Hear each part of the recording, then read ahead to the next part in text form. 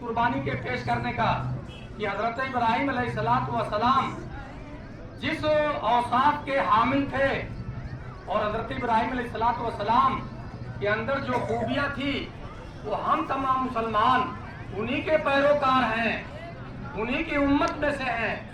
ज़रूरत है कि हम भी अपनी ज़िंदगी के अंदर वो खूबियाँ पैदा करें। कुरान की जो आयत मैंने पढ़ी अभी, दूसरी आयत, उसमें अल्लाह ताला ने फरमाया इन्ना इब्राहीम काना उम्मतन कानितन लिल्लाह हनीफन वलम यकु मिनल मुशरिकीन। ये सूरह नहल की आयत नंबर 120 है कि बेशक इब्राहीम एक उम्मत थे, एक जमात थे, अल्लाह के ताबे फरमान थे, मुतीओ फरमाबरदार थे। तमाम चीजों से, दुनिया की आलाइशों से, शिर्क से, बुत परस्ती से कट कर अपने आप को उन्होंने यकसू कर लिया था और वो शिर्क करने वालों में से नहीं। ये कुरान ने उम्मत उनको कहा था ना एक आदमी को, क्यों? इसलिए कि हजरत इब्राहीम अलैहिस्सलाम ने जो कारहाए नुमाया अंजाम दिए जिसमें कि कोई आपके साथ नहीं था, कुफ्र और जुल्म, बुत परस्ती के तारीकियों में हजरत इब्राहीम अलैहिस्सलाम ने तने तनहा कलमे तौहीद को बुलंद किया। उन्होंने कोई खौफ, उनके दिल में कोई डर नहीं पैदा हुआ। अल्लाह ताला का हुक्म हुआ, हुक्म इलाही के मुताबिक उस जो कुफ्र और शिर्क के तारीकियों में अल्लाह के तौहीद को बुलंद किया। इसलिए उनको उम्मत कहा गया कि जो काम पूरी एक जमात करती, पूरा एक ग्रोह करता, पूरी एक आलमगीर तहरीक करती, हजरत इब्राहीम अलैहिस्सलाम ने उस काम को तने तनहा अंजाम दिया। और उस काम को करने के लिए, लोगों को बुत परस्ती से रोकने के लिए, लोगों के अकीदे की इस्लाह के लिए, अल्लाह की तौहीद को बुलंद करने के लिए हजरत इब्राहीम अलैहिस्सलाम ने सिर्फ अपने मकाम पर नहीं बल्कि वहां से उन्होंने सफर किया, हिजाज का सफर किया, उर्दून का सफर किया और इसी तरह फिलिस्तीन का सफर किया। मुख्तलिफ हिस्सों में आप सफर करते हुए मरकज़े तौहीद को मक्का मुकर्रमा में कायम किया। ये इब्राहीम अलैहिस्सलाम का नुमाया वस्फ था कि उन्होंने हुकूमत वक्त से भी वो नहीं डरे और किसी चीज की परवाह किए बगैर अल्लाह ताला की वहदानियत और अल्लाह ताला के दीन की दावत दी। हजरत इब्राहीम अलैहिस्सलाम वो पैगंबर थे कि अल्लाह ताला की खातिर माँ बाप की शफ़क़तों से महरूम हुए, खानदान के सहारे से महरूम हुए, माँ बाप की मालो दौलत से महरूम हुए और जो पुजारी की गद्दी थी जिस पर आप बैठने वाले थे मुस्तकबिल में, उससे महरूम हुए।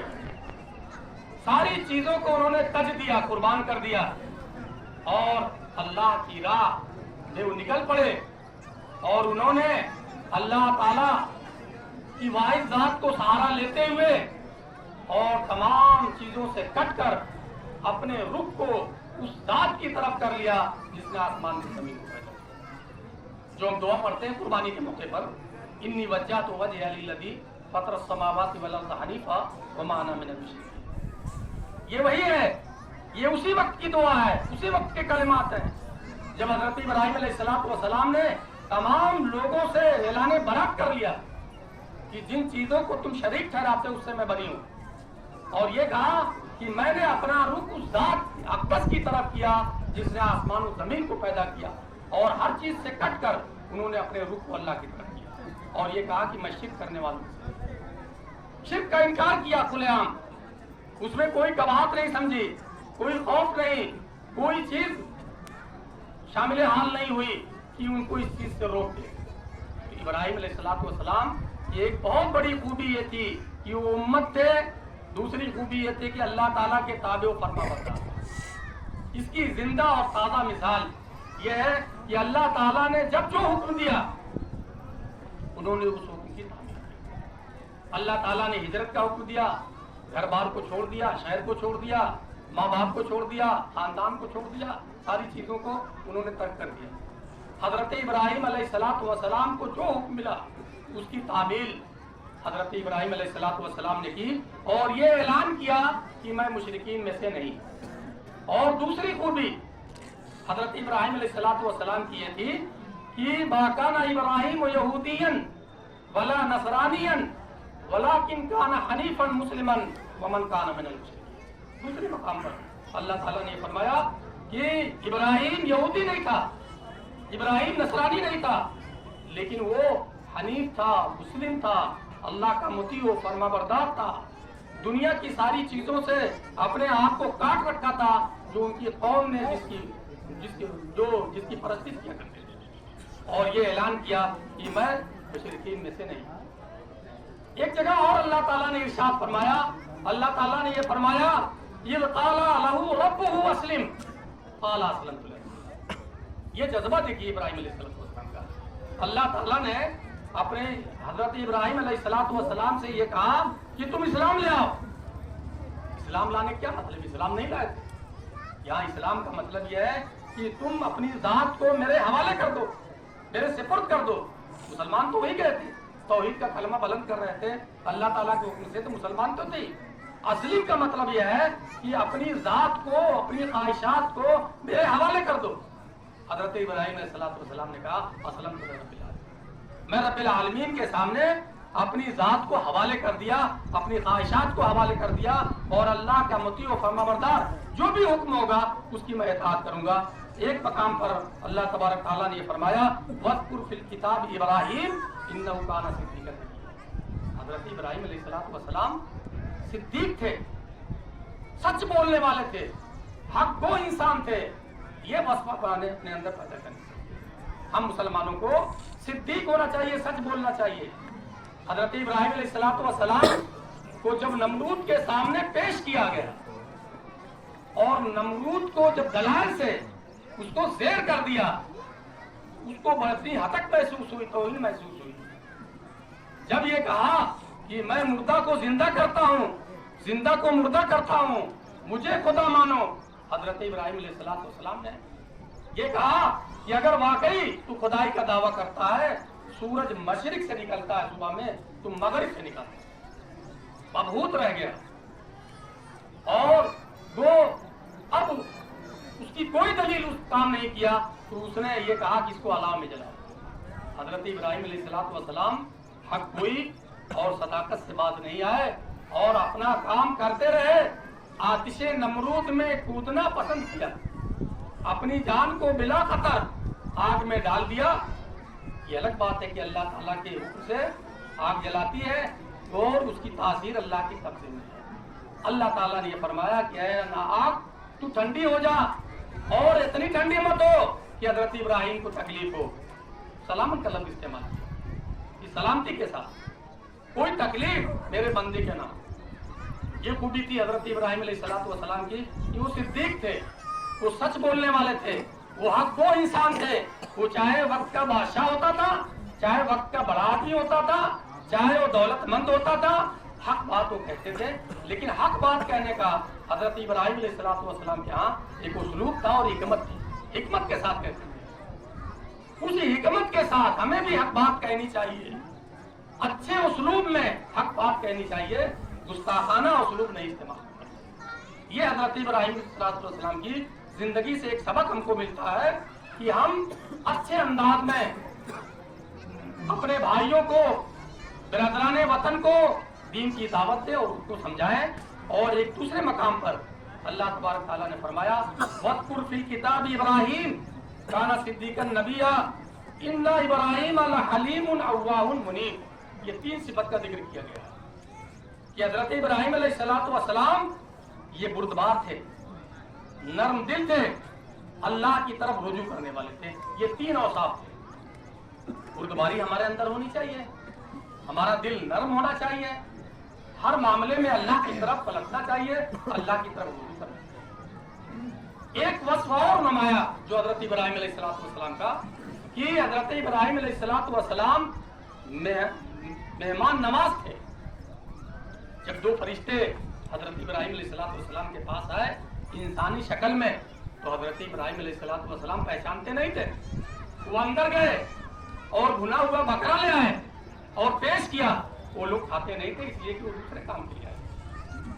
وہ قوم لوط کی بستی کو پلٹنے کے لیے آئے تھے.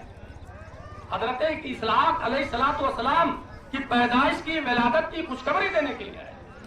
ایک طرف خوشخبری دینے کے لیے آئے تھے, دوسری طرف قوم لوط کی بستی کو پلٹنے کے لیے آئے.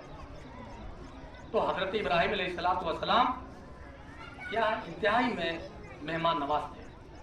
یہ خوبی ہمارے اندر ہونی چاہیے. میزبانی کی خوبی ہمارے اندر ہونی چاہیے. بردباری کی خوبی ہمارے اندر ہونی چاہیے. اللہ کا مطیع و فرما بردار عانت کی خوبی ہونی چاہیے کہ اللہ تعالیٰ کی مطیع و فرما بردار ہم بندے بنے. اللہ تعالیٰ کے حکم کے مطابق اپنی جان مال ہر چیز کو نثار کریں. حضرت ابراہیم علیہ الصلوۃ والسلام کو 3 بڑے امتحانات خاص طور سے جو انہیں آزمایا گیا. پہلا امتحان جو آتش نمرود میں ڈالا گیا.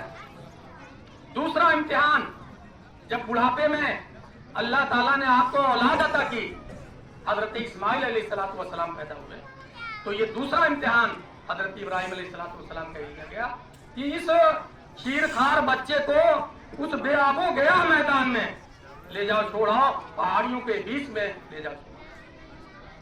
اس ربط جگر کو اللہ کے حکم کی تعمیل میں اس بچے کو, شیرخوار بچے کو اس پہاڑی کے درمیان جہاں کھانے کا باز ہے.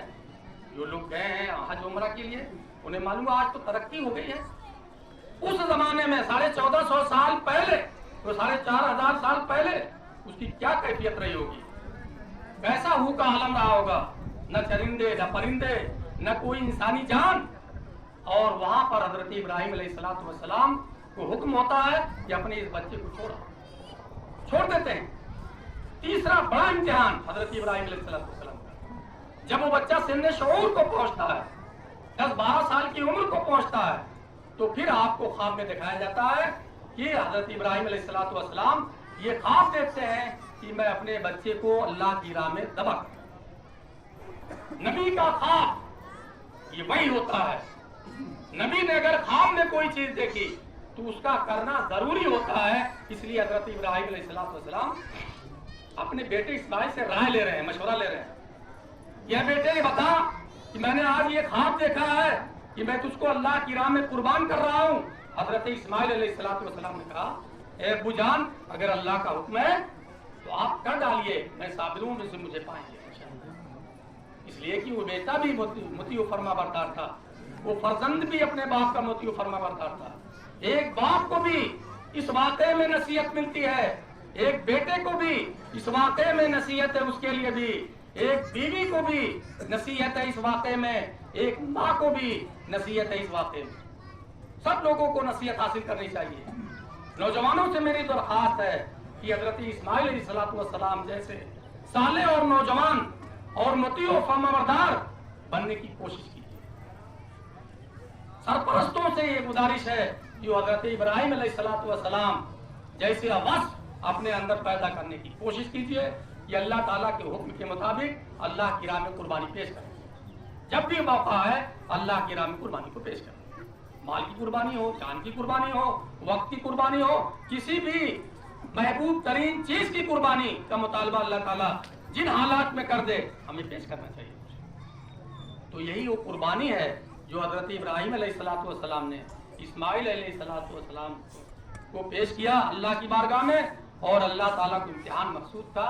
اللہ تعالیٰ نے امتحان میں کامیابی عطا فرمائی, اور اسی کامیابی کے بعد اللہ تعالیٰ نے خلیل اللہ کا لقب پوری دنیا کا امام اور پیشوا بنایا حضرت ابراہیم علیہ الصلوۃ والسلام کو. اور قیامت تک آنے والے کروڑوں انسان حضرت ابراہیم علیہ الصلوۃ والسلام کے اس عمل قربانی کو, اور یہی نہیں حضرت ہاجرہ کا جو عمل ہے, حضرت ابراہیم علیہ الصلوۃ والسلام کا جو عمل ہے, حضرت اسماعیل کا جو عمل ہے, ان ساری چیزوں کو یادگار بنائیں. اور قیامت تک آنے والے تمام مسلمان اس قربانی کو اللہ کی راہ میں پیش کریں. اللہ تعالیٰ نے قرآن مجید میں یہ بھی فرمایا کہ یہ جو قربانی تم جانور کی پیش کرتے ہو, اس کا گوشت, اس کا خون اللہ تعالیٰ کو نہیں پہنچتا. لَن يَنَالَ اللَّهَ لُحُومُهَا وَلَا دِمَاؤُهَا وَلَٰكِن يَنَالُهُ التَّقْوَىٰ مِنكُمْ. اصل تو تمہارے دل کی کیفیت اور تمہارے دل کا جذبہ, تمہارا اخلاص, یہ اللہ تعالیٰ کو پہنچتا ہے. خون تو زمین پر گر جاتا ہے, गोश्त हम सब लोग खा जाते हैं, कोई चीज अल्लाह ताला को नहीं पहुंचती। जिस जज्बे के साथ और जिस नीयत के साथ, जिस इखलास के साथ अल्लाह की राह में कुर्बानी पेश करेंगे, वो कुर्बानी अल्लाह ताला को कबूल होगी। कुर्बानी में नमूद व नुमाइश नहीं होनी चाहिए, दिखावा नहीं होना चाहिए, एक दूसरे पर फौकियत और बर्तरी का एहसास नहीं दिलाना चाहिए, बल्कि छुप कर अल्लाह की राह में इस अमल को करना चाहिए और उसी जज्बे के साथ करना चाहिए जिस जज्बे के साथ हज़रत इब्राहीम अलैहिस्सलाम ने अपने बेटे इस्माइल पर की गर्दन पर छुरी फेंक दी। जिस जानवर की आप कुर्बानी अल्लाह की राह में पेश करेंगे इखलास और लिल्लाहियत के साथ, उस जानवर को बेअयब होना चाहिए। अल्लाह ताला ने, अल्लाह के रसूल सल्लल्लाहु अलैहि वसल्लम ने ये फरमाया कि जानवर बेअयब हो, जानवर दाता हो, इसलिए कि बालिग जानवर की कुर्बानी अल्लाह को मंजूर है, नाबालिग जानवर की नहीं। और जानवर उस वक्त बालिग होता है जब उसको दांत निकलता। तो हम लोग बड़ी बेहतियाती करते हैं कि कुर्बानी के जानवर के ताल्लुक से कि दांता नहीं होता और व्यापारी झूठ बोलकर वो आपको 2 साल का कहकर दे देता है, जब आप खरीद रहे हो किसी से बगैर दाता जानवर न खरीदें। इसलिए कि जब कुर्बानी पेश कर रहे हैं तो सही कुर्बानी पेश करें। कुर्बानी का गो अय्याम क्या है? अभी नमाज के बाद से इसका वक्त शुरू होगा। 10 ज़िलहिज्जा, 11 ज़िलहिज्जा और 12 ज़िलहिज्जा को गुरूब शम्स से पहले तक कुर्बानी आपको करनी है। कुर्बानी दिन में भी कर सकते हैं, कुर्बानी रात में भी कर सकते हैं। कुर्बानी का गोश्त ये 3 हिस्सों में किया जाना चाहिए। एक हिस्सा अपने लिए, एक हिस्सा दोस्त अहबाब आइज़ा के लिए और एक हिस्सा मोहताज और गरीबों के लिए। इसलिए कि अल्लाह ताला ने कुरान मजीद में इसका भी उपयोग किया है कि तुम भी उसमें से खाओ और गरीबों और मोहताजों को खिलाओ। और गरीब और मोहताज 2 तरह के हैं, एक तो है जो सवाल कर लेते हैं, एक वो है जो मोहताज है, जरूरतमंद है, वो सवाल नहीं करते। इसलिए दोनों किस्मों को आपको पहचाना, गोश्त दोनों किस्मों तक पहुंचाइए। और अगर फाजिल गोश्त है, गैर मुस्लिमीन में जो लोग खाते हैं उनको भी दिया जा सकता है, उनको भी कुर्बानी का गोश्त आप दे सकते हैं। और जो चमड़ा है वो गुरबा मसाकीन का हक था, लेकिन चमड़े की कोई कीमत नहीं रह गई, इसलिए अब चमड़ा भी दफन कर दिया जाता है। मैं गुजारिश करूंगा आप तमाम लोगों से जो लोग कुर्बानी करा रहे हैं कि गरीबों और मोहताजों का एक अच्छा खासा हिस्सा उनको मिलता था, लेकिन ये चंद सालों से चमड़े का कोई कीमत नहीं, कोई दाम नहीं, इसलिए मजबूरन उसको भी ओज के साथ और जायद उसके साथ उसको दफन कर दिया जाता है। मेरी दरखास्त और गुजारिश ये है कि जो लोग साहिब हैसियत है कुर्बानी करा रहे हैं, वो अपनी जेब खास से गुरबा मसाकीन के लिए जो मुमकिन हो उनका हक निकाल दें, 100, 200, 400 जो भी हो सके, ताकि उन गरीबों का को फायदा हो पहुंचे जो कि चमड़े के जरिए पहुंचता था। एक जरूरी ये ऐलान आप हजरात के सामने ये कर रहा है कि तकबीर तशरीफ जो अल्लाह अकबर तकबीर कही जाती है, ये कल फजर के बाद से शुरू हुई है और 10 आज भी होगी, कल 11 भी होगी, 12 को भी होगी और 13 ज़िलहिज्जा को असर पढ़कर और ये तकबीर पढ़कर खत्म होगा। चंद जरूरी ऐलान ये है कि हम कुर्बानी में साफ सफाई का ख्याल करें, बिरादराने वतन का भी ख्याल करें और ऐसी जगह पर कुर्बानी ना करें जो जगह खुली हुई। कुर्बानी करने के लिए आप कहीं छुप कर आड़ में या हाथे में बंद जगह पर करने की कोशिश करें और उसके जायद उज को आप रास्तों में, तालाबों में, गड्ढों में, नालियों में न डालें। अत-तहारतु निस्फुल ईमान, अल्लाह के रसूल ने फरमाया कि तहारत, सफाई, पाकी ये निस्फ ईमान है। हम मुसलमानों को तो ये हिदायत दी गई है, ये हुक्म दिया गया है कि हम साफ सफाई का ख्याल करें और आधा ईमान इसको करार दिया गया है। और हमारा हाल ये है कि जहां पर भी मुसलमान आबाद हैं, चाहे वो कस्बे में हो चाहे वो शहरों में है, अगर आपको गंदगी देखनी हो तो मुसलमानों के मोहल्ले में आप चले जाएं। ये पहचान बन गई है आज मुसलमानों की, ये पहचान मुसलमानों की बन गई है। जबकि मुसलमानों के लिए तालीम अल्लाह के रसूल की ये थी कि मुसलमान साफ सफाई रखता था, लेकिन हमने अपने अमल के जरिए आज अपनी पहचान को गलत कर दिया। इसलिए साफ सफाई का खास ख्याल रखें आड़ में कुर्बानी करें और कुर्बानी के जो फजलात हैं उसको इधर उधर फेंकने के बजाय हमारे गांव के प्रधान ने उसका इंतजाम किया है।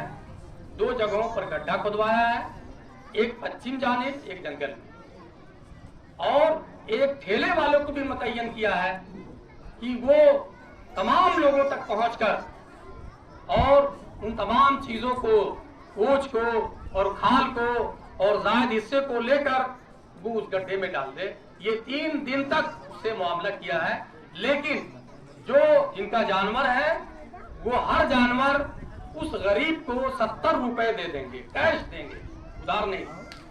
इसलिए आज ईद उल अजहा का दिन, खुशी का दिन हम तमाम लोगों के लिए है। उसकी गुर्बत और मोहताजी, वो बेचारा अकेला लेकर आप खुशी मना रहे हो और वो आपके जानवरों के फजलात को वो ढो ढोकर गड्ढों में डाल रहा हो, तो कम से कम उसकी मजदूरी का आप लोग ख्याल करेंगे कि 70 रुपया फी जानवर उसकी मजदूरी आप लोग कैश उसको दे देंगे। और वो जहां भी होगा आप फोन नंबर उसका आप नोट कर लें, जिनके पास मोबाइल हो। वो फोन नंबर है 70 84 75 0250। ये उसका नंबर है। जिनका जानवर तैयार हो जाए, हाल तैयार हो जाए, घड़ी तैयार हो जाए, वो इस फोन पर उसको कॉल करें, वो आप तक पहुंचने की कोशिश करेगा। अगर कुछ देर हो जाए तो आप सब्र कर लें, इंतजार कर लें, इसलिए कि मुख्तलिफ जगहों से उसको इकट्ठा करना, उठाना। ये सारे इंतजामात के बाद भी अगर हम गंदगी को फैलाएं माशरे के अंदर और गांव की गलियों में, गांव के बाहरी हिस्से में, तो ये हमारी नादानी होगी, ये शरारत होगी। इसलिए हत्तल इम्कान ये कोशिश करना चाहिए। कोई बहादुरी नहीं है कि आप जानवर के फजलात को रास्तों में फेंक दें, ये कोई बहादुरी और शुजात का काम नहीं है। शुजात और बहादुरी ये है, ये मुस्लिम माशरा है और मुस्लिम माशरे वालों को इतनी सफाई रखनी चाहिए कि बिरादरान वतन कोई गैर मुस्लिम गुजरे तो उसको ये एहसास ना हो कि इन लोगों ने जानवरों को कुर्बाना किया। इस तरह का मोहल्ला साफ सुथरा होना चाहिए, इसलिए कि उस गंदगी से खुद बीमारी फैलेगी, हमको भी तकलीफ होगी, तो जो जिससे हमें तकलीफ हो तो हमारे बिरादरान वतन और गैर मुस्लिम को भी इससे तकलीफ हो। इसलिए हम इन तमाम हिदायत पर और जो मसाइल बयान किए गए हैं उस पर और हजरत इब्राहिम अलैहिस्सलाम की जिंदगी को सामने रखते हुए अल्लाह की राह में इस कुर्बानी को पेश करें और सही जज्बे के साथ, इखलास और लिल्लाहियत के साथ अल्लाह ताला हम तमाम लोगों को इन तमाम हिदायत पर और इन तमाम मसाइल पर अमल करने की तौफीक अता फरमाए। वाह।